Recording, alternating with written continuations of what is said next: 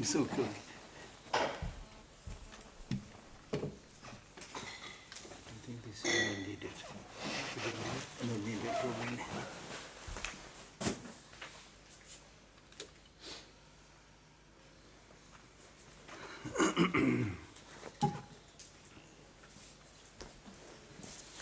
So we are going to finish 3 books, huh? The big one? The big one.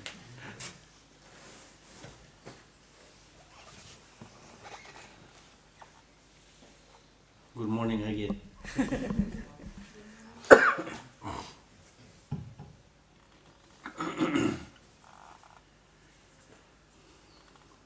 So, when we meet, then we greet each other by saying good morning, or good afternoon, or good evening. We don't say bad morning, bad evening, or bad afternoon. That means we all want to do something good, something positive. Then also in our name, if you think about your name, everybody has a good name. Flower, Buddha, peace, whatever. Good name. So that also shows that we want to be good. We want to succeed, we want to flourish. So these are Dharma practices. Whenever you say good morning, it's not enough to say good morning, but make sure that you lead your morning in such a way that it's a really good morning for you and for others. That's Dharma. When somebody calls your name, nice name, you think, okay, my name is nice.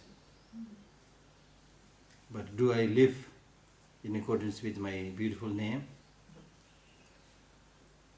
Your name may be rose flower, which is full of fragrance, which is full of almost like open and smiling. But in your life, will you be like this? No rose. No fragrance. So therefore the purpose of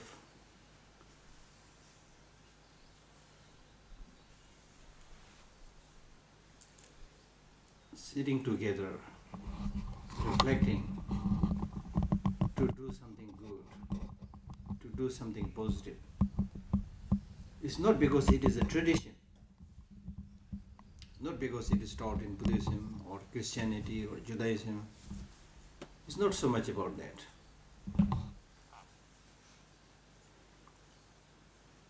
One Tibetan teacher, actually belonging to this century, he was a revolutionary and a great writer, great poet. He always has new thinking, new idea. So he wrote many beautiful poems. So in one of these poems he says, the legless earthworm moves in search of peace. The eyeless ant moves in search of peace. In short, the whole world is running a race in search of peace. As is written, today if you see, everybody says I'm busy. Everybody is running. In ancient times, people even if they run on 2 legs, okay? Now that's not enough. Then we invented bicycle. That's not also enough. Then we came bigger vehicles. So not enough. Then we invented cars. Not quick enough. Then you have trains. Not quick enough. Now you have aeroplanes. Now people are thinking even among aeroplanes, let us have something which is quicker. Concorde, for example, in France, they came up with this aeroplane, Concorde, I think, which was not very successful. But otherwise, it would be quicker doubly quicker. Ordinary aeroplane would take 7 years, it would take 3.5 hours. And I saw this aeroplane Concorde once. So we are trying to run fast, very fast life. So with this running, and with this very busy schedule, what are we trying to achieve? That's the question. We need to think. I cannot answer this for you. Even Buddha cannot answer this for you. Or even if somebody can answer that for you, it may not be very convincing. Because you need to give this answer. Why am I running so much? Have you asked this question? And what was your answer? This is life. Huh? This is life. This is life, but what are you trying to achieve? That's the question. That's the question. This is something I have no answer for. Yeah, that's the microphone actually. A little bit louder. Yeah.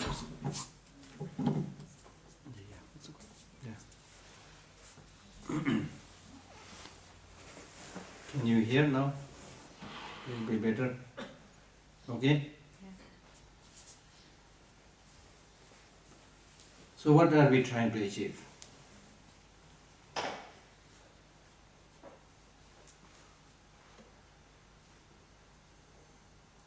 When we came into this world,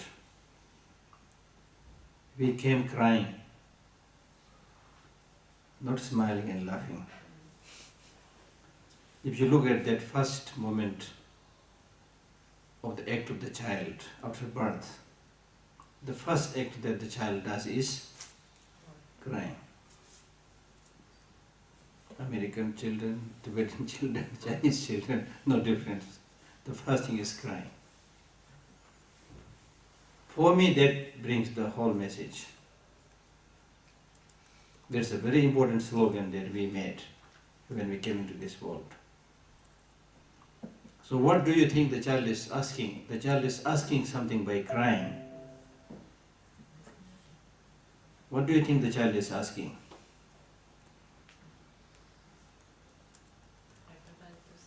Hmm? Make me happy. Yeah? The child is asking Make me happy. for somebody's To make him somebody's happy. To take care of somebody's unconditional love, him. somebody's affection. That's all he needed. He's not, at that time, he's not asking for long teaching on Buddhism. Or any religion, he's not asking, I'm sure. So the child is asking for somebody's genuine affection. I'm saying genuine affection. Unconditional affection, unconditional love. So the child, as I said, came with a big message. He said, look, I came from a different world. I came naked.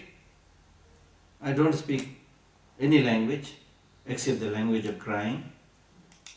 Today, if you don't speak a second or third language, we say, oh, I'm in difficulty. But this child did not speak even one language. The only kind of language was crying. But by crying, the child is, of everything available in the world, the child is not asking for a lot of wealth. I'm 100% sure about that. The child is also not asking for any religion or religious teaching. The child is asking for unconditional love and affection. The milk that comes from the mother is symbol of love. And now scientifically they say that if the mother's mood is not good, doesn't like to give the milk does not come properly. So there has to have this affection between the mother and the child, by which the mother gives the milk and the child takes it, and there is proper flow of the milk. So we have to remember this. The child came into this world asking for unconditional love. We all came with this slogan, not just me, you, or a few people. We all came with this slogan. Belonging, today we call belong oneself this religion, that religion. this culture, that culture. But at that time, we were not talking about any culture, any religion. But we are talking about, we came with that, request for that basic spirituality. I call it basic spirituality. Asking for somebody's genuine love. So now the question is, do we as grown-up people today have that genuine love and affection towards each other? I'm afraid. Maybe there I should not be pessimistic, but much less. The love and affection that we give towards each other is small business kind of love. Calculating love. I give you this, you give me this. The mother never tell her child saying, you give me this, I give you. So that's called unconditional love, unconditional affection. So the very foundation of any culture, any civilization, any religion has to be that unconditional love and affection, which unfortunately in today's world is slowly becoming less. And the child, as I said, did not come into this world asking for a lot of wealth, money and so forth. But in our life today, the most important thing is money. Money makes me go. Money, wealth. And it's because of this desire to get money and wealth, we are so busy. We are not so busy sharing love and affection. We are busy to get money. We have become competitive for money. So I'm not saying which is good, which is bad, but all I'm saying is that when the child came into this world, he came with this big slogan saying, I want happiness. So similarly, if I ask this question to you, do you all want happiness? Peace? Yes? Yes. For how many days? 1 week? Then? 1 year? How long? Whole life. Whole life, see? If somebody believe in the future lives, then for many lives I want long-lasting peace and happiness. If you believe in one life, at least for this life, for this whole life, not for few days and months, or few years, but I want peace, stability and happiness for the whole life. So that is the question now. There's the question. You said it. It's not only me saying it. I'm not trying to make you say this. You said it, that you want not only peace and happiness, but you want long-lasting peace and happiness. You said it. We all said it.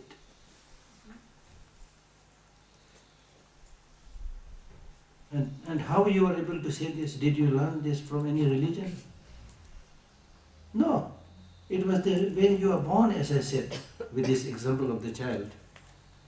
You are born like that, wanting that long-lasting peace and happiness, and not wanting smallest bit of suffering. We are born like that. So that's our natural call, the deep inner call. A call that came from many lives. From many lives you've been looking for that long-lasting peace and happiness, but not getting it. Why? This is the question. So on the one hand, we all want that long-lasting peace and happiness. We have to remember this. Second, despite wanting that long-lasting peace and happiness, we are shortage of it. We are not getting it. So these are the most important questions that we need to address in our daily life. So now since we all agreed, we all said that we want long-lasting peace and happiness. So the next question is, now it is clear that we want long-lasting peace and happiness. But the next question is, if you want it, it's not enough to say that I want long-lasting peace and happiness. You need to do something. You need to accumulate the causes and conditions for their long-lasting peace and happiness. So what do you think is the main cause for their long-lasting peace and happiness? What do you think?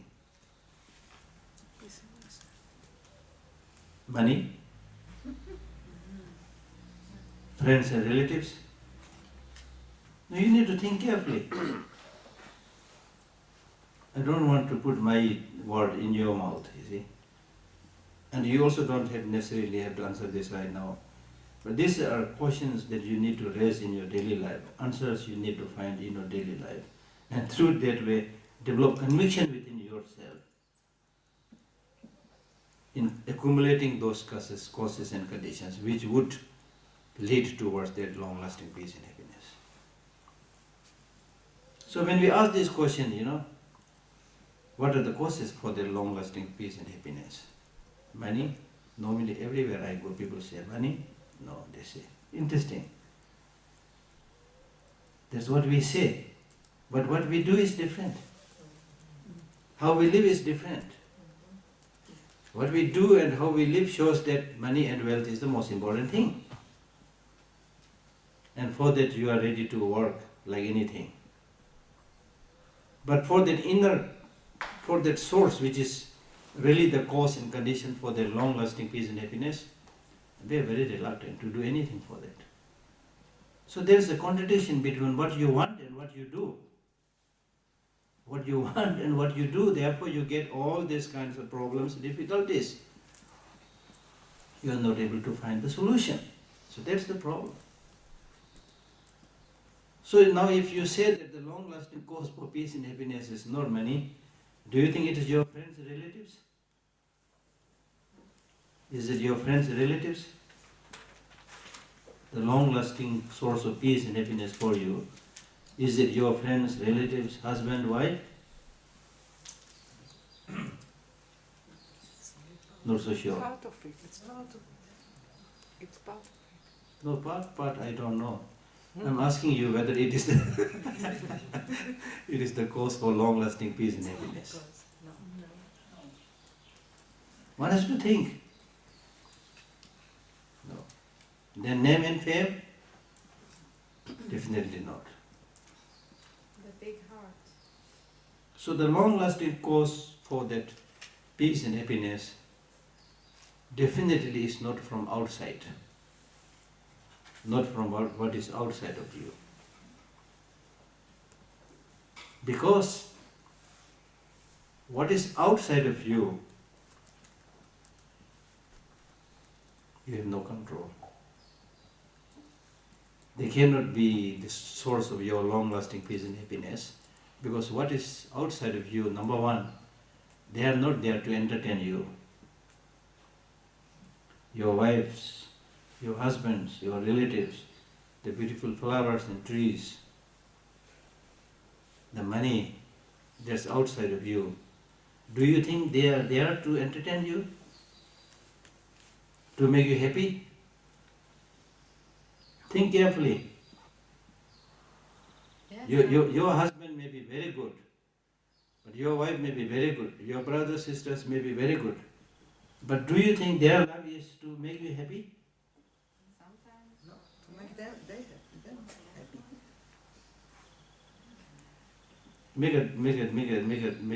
Make a difference. That you will get some peace and happiness. There's no question about that. Yes, it's true. But I'm saying that their whole life, their existence is there to make you happy, to work for your peace. No. Of course not. Exactly. Exactly. Just as you are not here, to entertain people or to make their life happy and peaceful. If we become Buddha, then maybe we can do that, but I'm talking about ordinary people. So one, what is outside of you, they are not there to give you that long-lasting peace and happiness. Two, what is outside of you, you have no control. So how can you expect that long-lasting peace and happiness from something over which you have no control? Like for example, the wind. Right now the air wind is very nice, very gentle. But if suddenly there is a hurricane, do you have control over that hurricane? Do you have control over that flood? Do you have control over that earthquake? Or all the changing situations, events in the country? Do you have control over all this? So they don't happen seeing whether you will like it or not.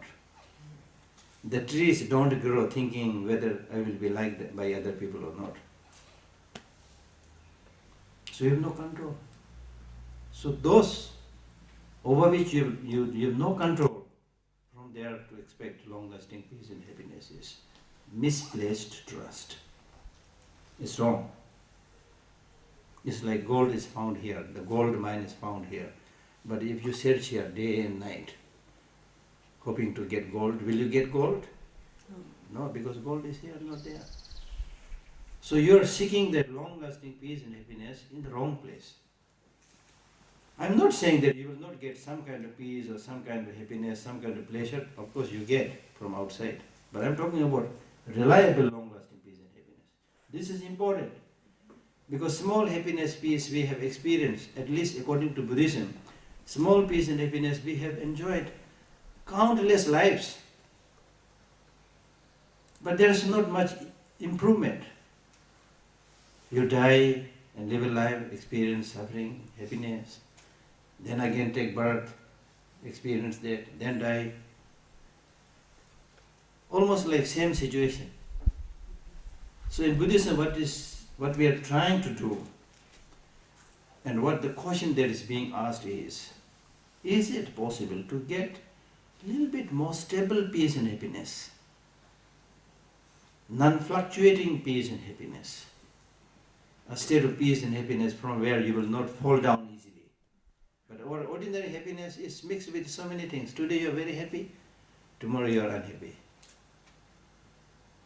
This kind of happiness, pleasure we have experienced so many times in the past and also in this life.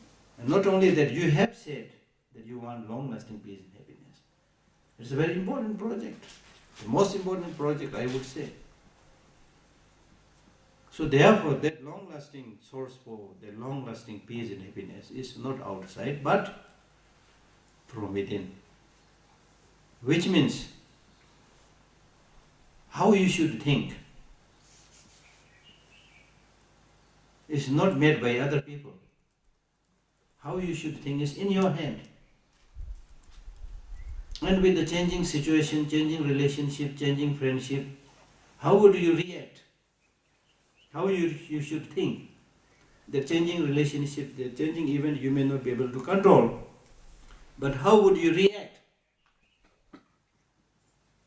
That is in your hand. This is a very important point. How would you react to the changing situation? Breaking relationship. How would you react when you encounter sickness? What should be your mental attitude? When you face death, when some of the family members die, the death you cannot stop. Becoming sick, you try your best, you may get less sick if you're careful, but otherwise one day or the other you might get sick. So in those times of difficulties and problems, how you would react is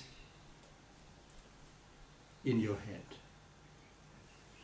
So instead of worrying about those things over which you have no control, it is important to think about your own mental attitude and mental perspective over which you have control.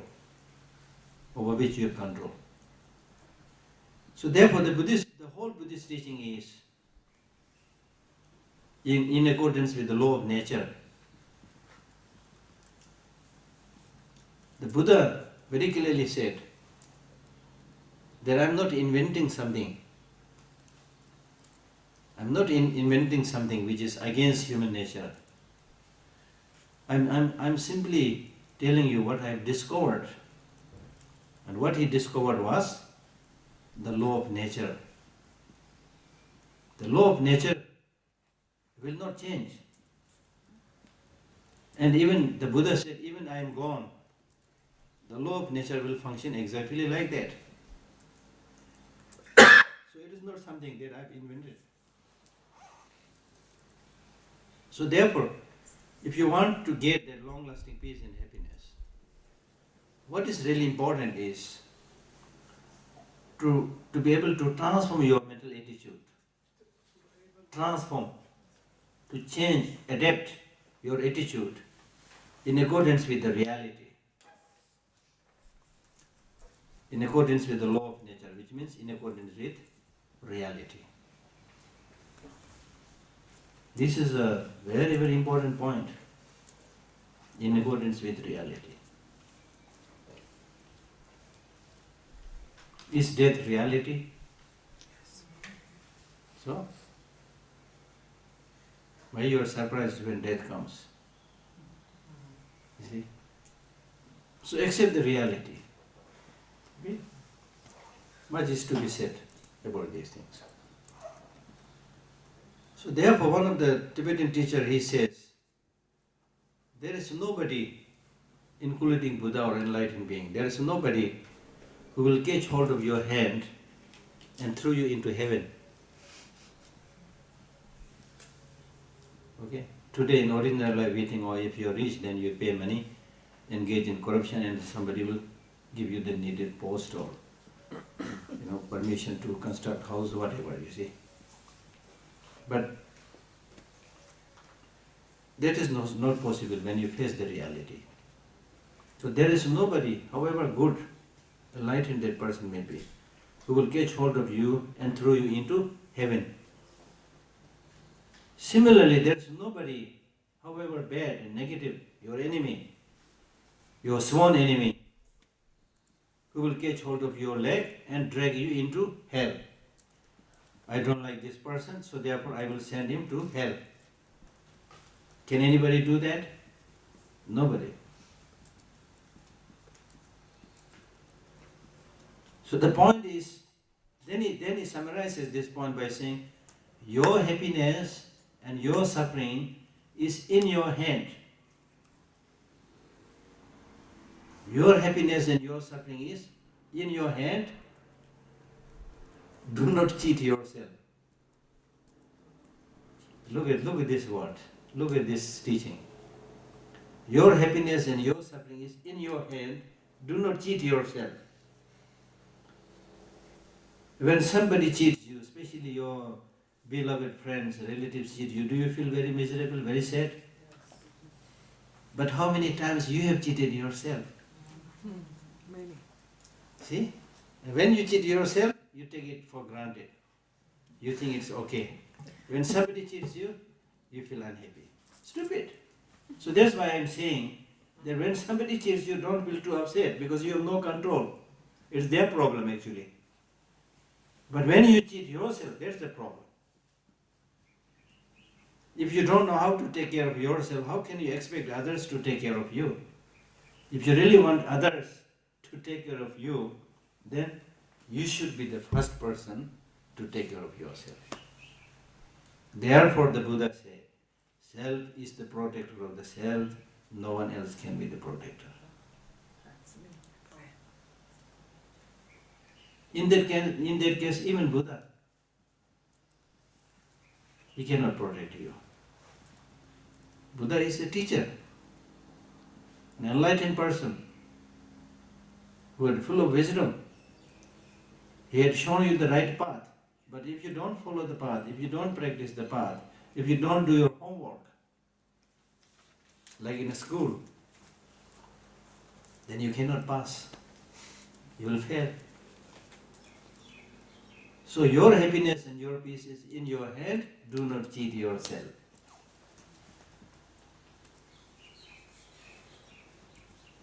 Ordinarily speaking also, when we meet, okay, stay together for a short while, have a nice cup of tea, or whatever. Then we separate. And when we separate, what do we say? Bye, take care. Don't you say? Bye, take care. We say bye, take care. We don't say bye, I will take care of you. Even in ordinary language, this is exactly what the Buddha said. Self is the protector of the self. No one else can be the protector.